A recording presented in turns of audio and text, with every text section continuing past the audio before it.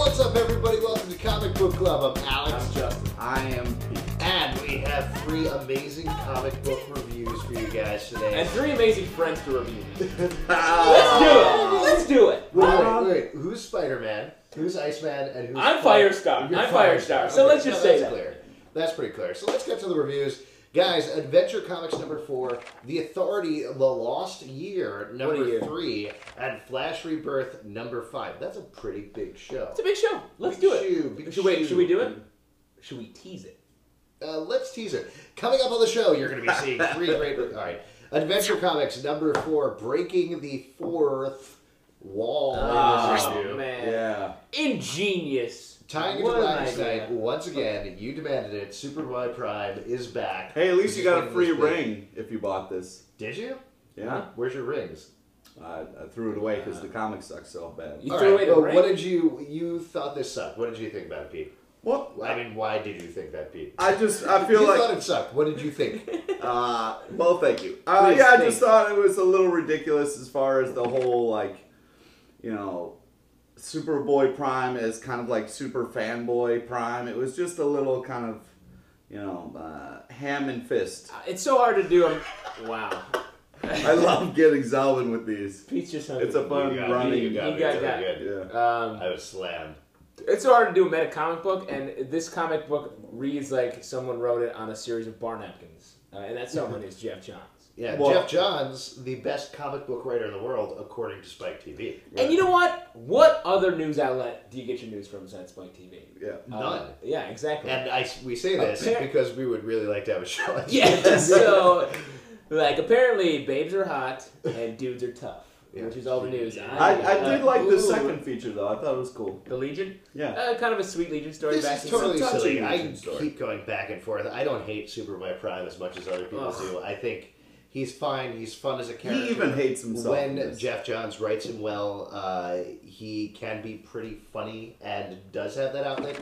But I do feel like they've gone a little too far in the direction of a fanboy here. Yeah. Cheekily so, on purpose so. Yeah. It just we get the quite, internet jokes. Yes, we get the internet jokes. It just doesn't quite work. It's just a little And the too long much. boxes, with them coming out of the long boxes. That's funny. It's too little forced, and we need to let this character breathe for a little while. We just saw him, and like a fine wine. Yeah, exactly.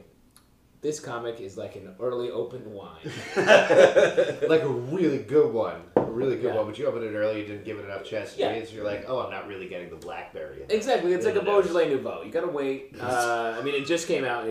But the alcohol's added. That's what I've always said, that Adventure Comics is like a Beaujolais Nouveau. Let's move on and talk about The Authority, The Lost Year, number 3. Now, we were talking about this before the show. This has a very weird real-world continuity, because what happened was Grant Morrison was working on... Take a beer break. Yeah, you guys take a little sleepy beer break. So, Grant Morrison was writing a run of The Authority. I believe it was going to be 12 issues. He turned in 2 issues of it. The rest of the issues never came out.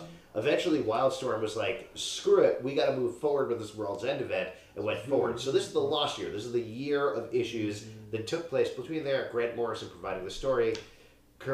Keith Giffen, God damn it. God. Keith Sorry, Giffen. We'll edit that run right I now. always mistake. I have no idea why. Kurt Busiek and Keith Giffen are for comics to be what Bill Pullman and Bill Paxton are for movies. They don't look anything like each other, but I can't tell them apart. Are you on your soapbox right now? You're telling people it's like a very small soapbox.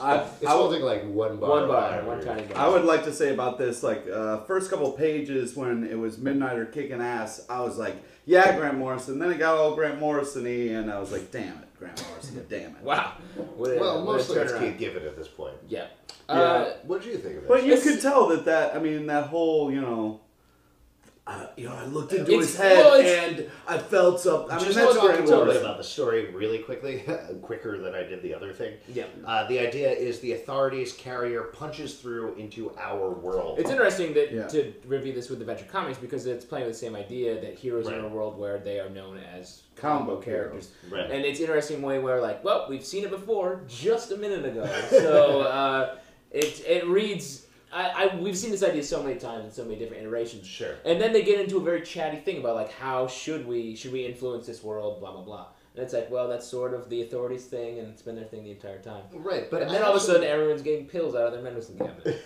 I really like this a lot. I thought this was a very cool idea. I definitely liked it for the first 2 issues as well. Originally, when they came out 30 years ago, back when I was, 2. Yeah. Big reveal on this Albin's age right there. You can do the math. That nobody can. I really like the issue. I like the crux of it. I think it worked better here for me because they were honestly discussing the ramifications of being in a world where they're only known as comic book characters. Yeah. The twist at the end of the issue is crazy and totally changes the direction. So I'm really curious to see what happens in the next issue. I like this quite a bit. I mean, I guess to your point, they do speak more directly to characters being in the comic book world, but still, the fact that it's been done so many times, it just doesn't surprise me at all. Except for the pills at the end. I mean, everyone's got a headache. Right? Don't take pills, I think is what they're trying to say. But I just feel that, like, it's interesting how you see the same story come around at the same time a lot. Yeah. Like, it's definitely, comics are group mind. This definitely proves the point. Because it's like, when someone has an idea... This is like Volcano, and this is like Dante's Peak. Cool, dude. But I didn't like it as much as you did. Armageddon. Armageddon? Armageddon. Deep Impact? Deep Impact, I think that's You've Got Mail? Wait, hold on, we're not there yet. A Bug's Life. Okay. Ants. Really interesting. Really, really good. Bring It On. Bring It On 2. Come on. Not the same thing. I think you're thinking of Step It Up. I think you're thinking of Step It Up. Step It Up to the Streets. Step Up to the Streets. Best movie of all time. Step Up 3D. Cannot wait. No, I'm saying Step It Up. Like, let's keep going. Flash Rebirth, number 5 of 6. Finally, after months and months and months, this issue is coming out. We finally find out what is going on with the Flash's costume. Thank God we got all these runners. You know what's... people were learning some tricks about the Speed Force. Yeah. That was a running theme. Oh! Turn it off. Turn it off. That was a little fisted ham. Oh, yeah. Okay. Time for Hungry. Nice. What do you guys think about this? 2 people got that. I think a lot of it is like, do you know this about the Speed Force? And then another guy's like, yes, I do. I learned a trick about the Speed Force. Did you learn a trick? It's like watching a group of magicians hang out.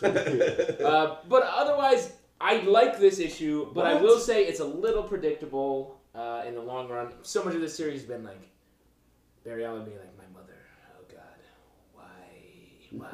And then it's like, guess what happened to your mother? Idiot. And it's like, okay. They might as well just open as this. usual, Ethan Van provides great art. Johns provides solid writing. I do feel like he's gone on an issue too long here.